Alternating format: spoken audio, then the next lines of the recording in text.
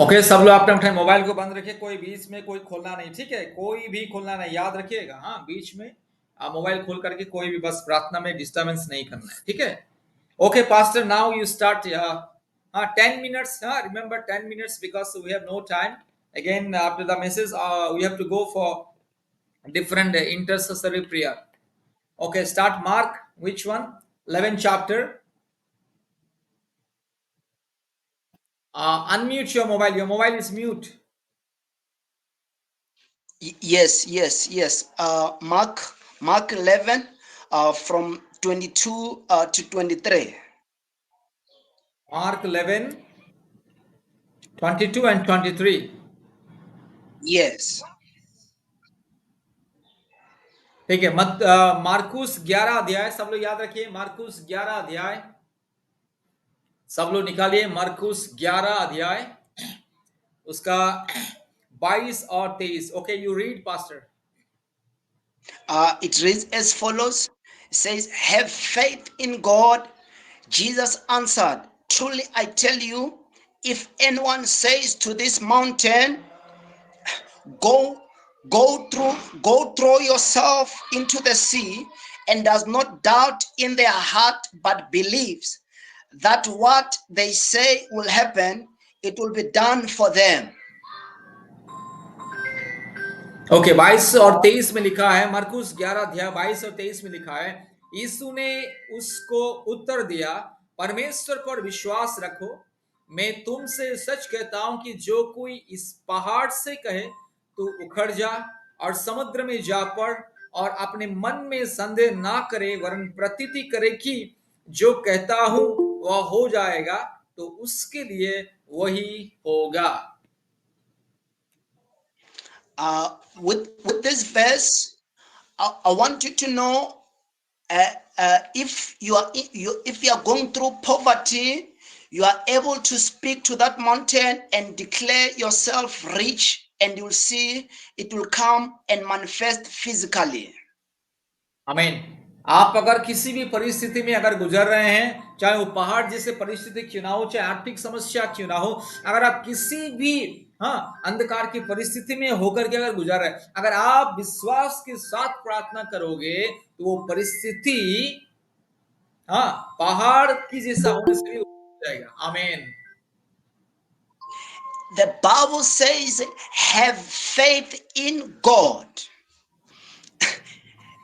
That means you have to trust God about in your life. आमीन। Not only how. परमेश्वर का वचन कहता है कि परमेश्वर के ऊपर विश्वास रखो।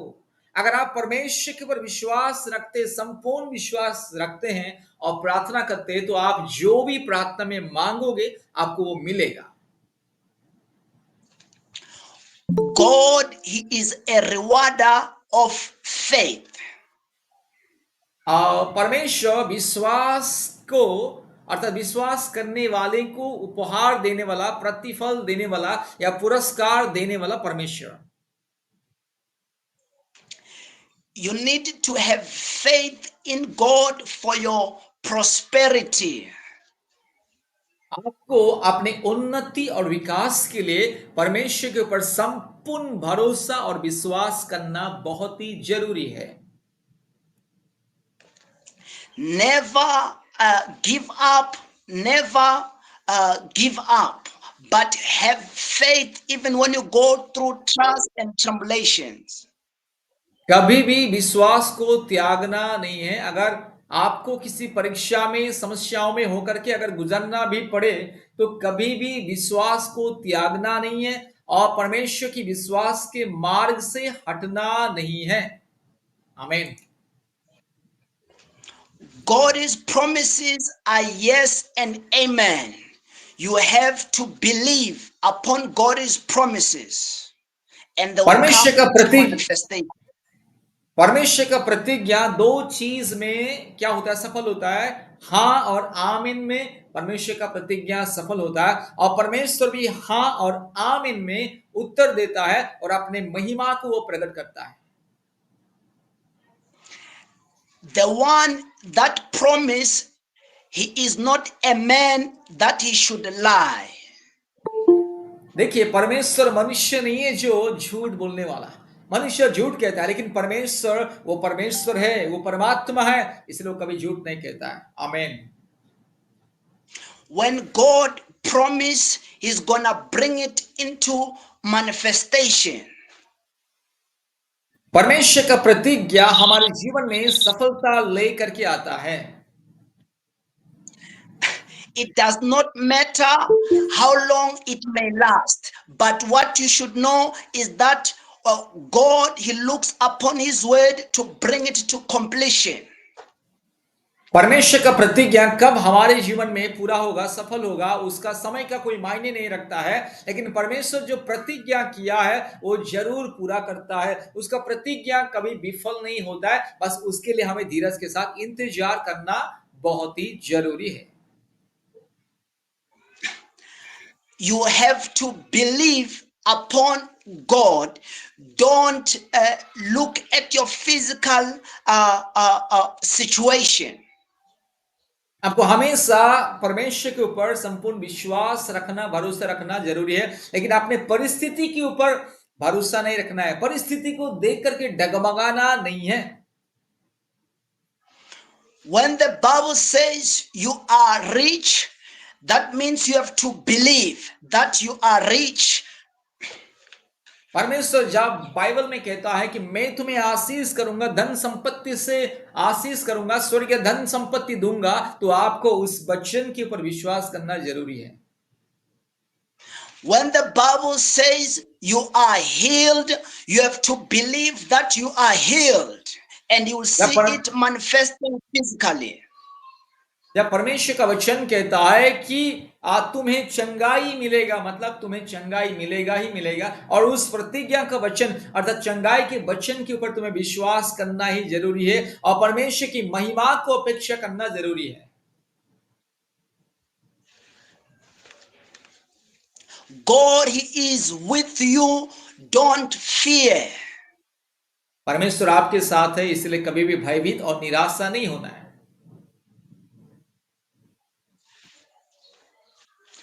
God will deliver you and set you free and bless you.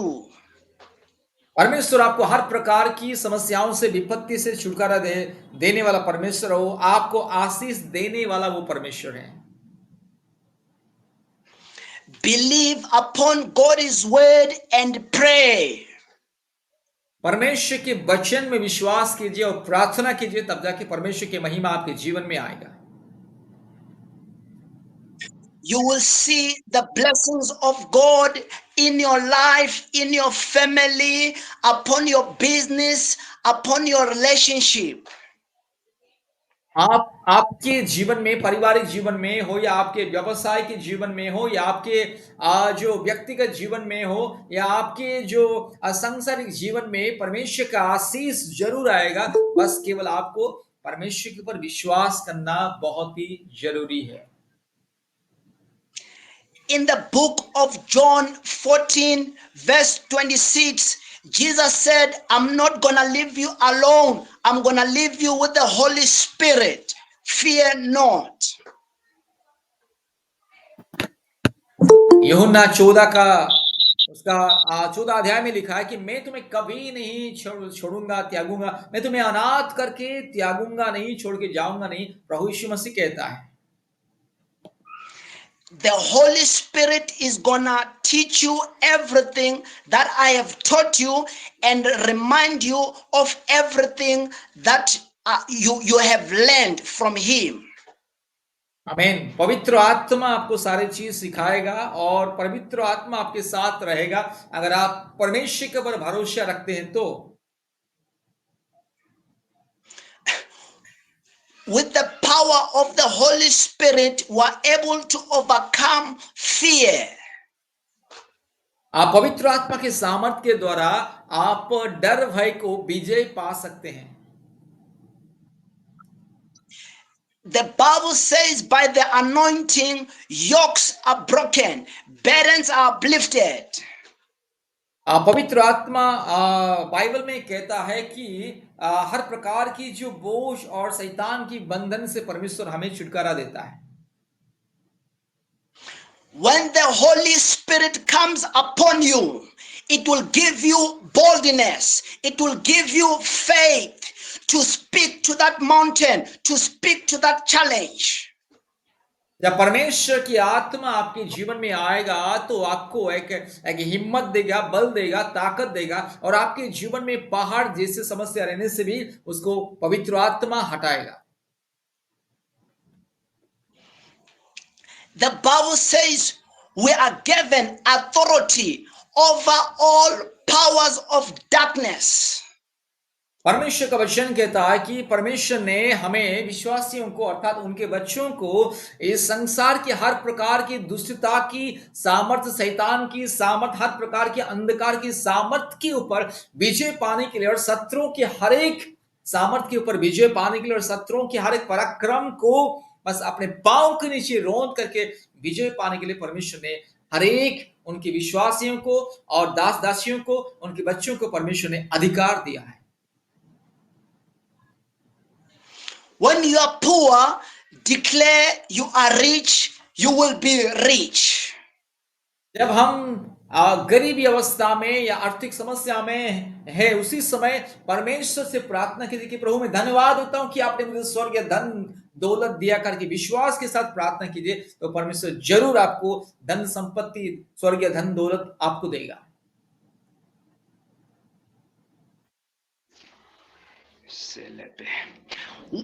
When you are sick, declare God's word that you are healed and you will be healed.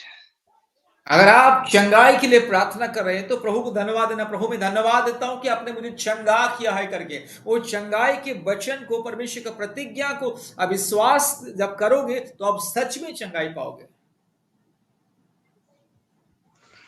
The power of life and death, it is in our tongue.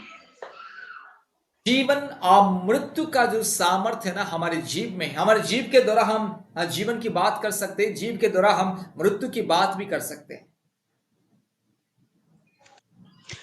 With our tongue, we carry power to speak life. See life in our families, in our country, upon our health, upon our relationship, upon our church. We have to speak life. इस जिह्वा के द्वारा अपने परिवार के लिए, अपने समाज के लिए, अपने रिश्तेदारों के लिए, अपने देश के लिए हम जीवन की वाणी बोल सकते हैं।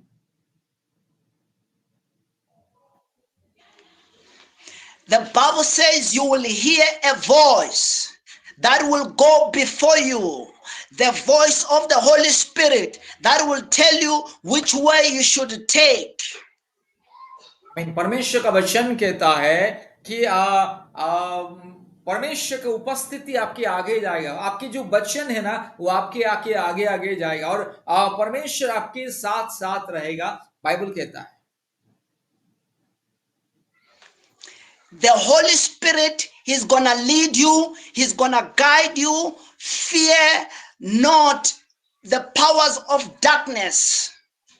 पवित्र आत्मा आपको अगुवाई करेगा, सुरक्षा देगा, इसलिए किसी भी सांसारिक बातों को, सांसारिक चीजें को डरना नहीं और निराश नहीं होना, क्योंकि परमेश्वर का सामर्थ, पवित्र आत्मा के सामर्थ के द्वारा परमेश्वर आपको अगुवाई देगा, इसलिए डरना नहीं है।